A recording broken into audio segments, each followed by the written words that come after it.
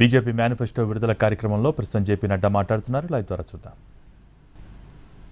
30 में हम 33% सांसद हमारी महिलाएं बहनें होंगी, यह भी हम देखने वाले हैं.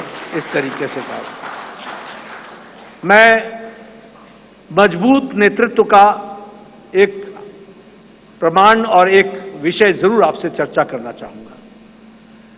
ये कोविड जब आया तो शायद ये शताब्दी का सबसे बड़ा पेंडेमिक था. दुनिया नहीं जानती थी कि इस पेंडेमिक से कैसे लड़ा जाएगा. दुनिया के नेतृत्व भी नहीं जानता था कि इस पेंडेमिक से कैसे लड़ा जाएगा.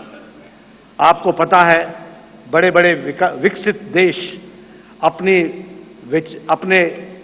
निर्णय प्रक्रिया में वह भी डमाडोल हो गए, वह भी लड़खड़ा गए, वह भी नहीं तय कर पाए कि मानवता जरूरी है या अर्थशास्त्र जरूरी है, आर्थिक विषय जरूरी है या मानवता जरूरी है, ह्यूमैनिटी जरूरी है या इकोनॉमी जरूरी है.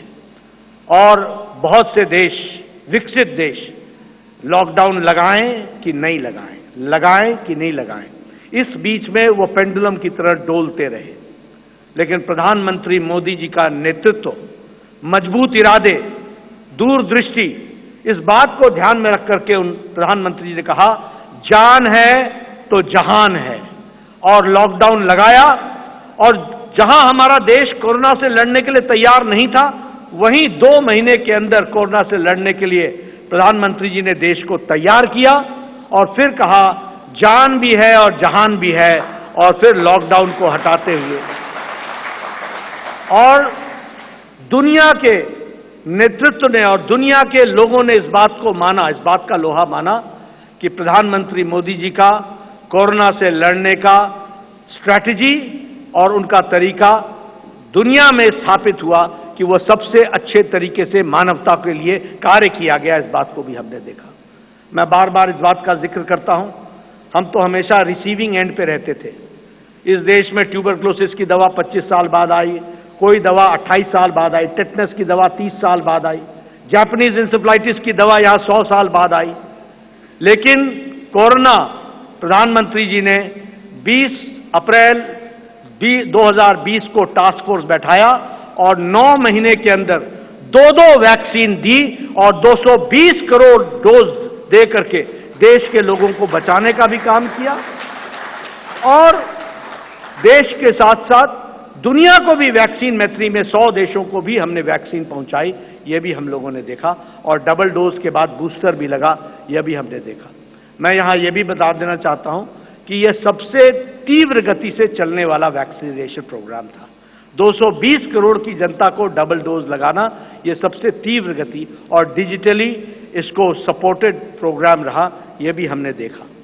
मित्रों, हमारे अभी आदरणीय राजनाथ जी मैनिफेस्टो और संकल्प पत्र के बारे में आपके सामने सारी बातें रखेंगे, लेकिन मैं इतना जरूर कहना चाहता हूं कि 10 साल इस बात का प्रमाण है कि देश ने इस बात को माना है कि मोदी की गारंटी पूरी होने की गारंटी है. इस बात की गारंटी.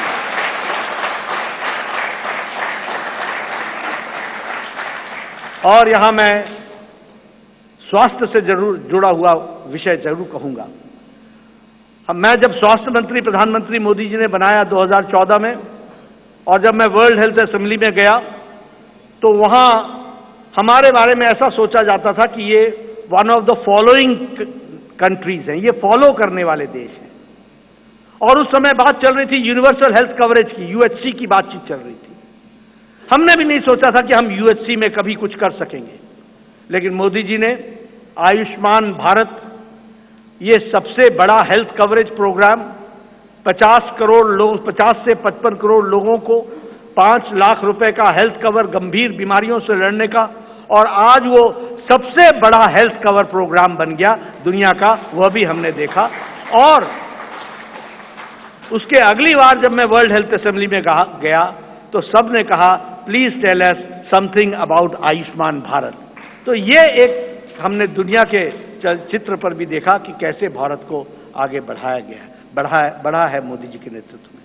इसलिए मैं एक बात फिर कहूंगा कि आज जो संकल्प पत्र आदरणीय प्रधानमंत्री मोदी जी जिसके बारे में जिनका हमें संबोधन मिलेगा, वह एक लंबी छलांग भारत को, विकसित भारत को पूरा करने में अपना पूरा योगदान करेगा, यही मुझे पूरा विश्वास है।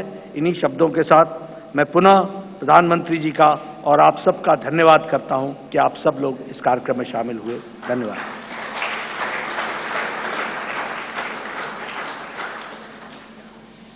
धन्यवाद अध्यक्ष जी।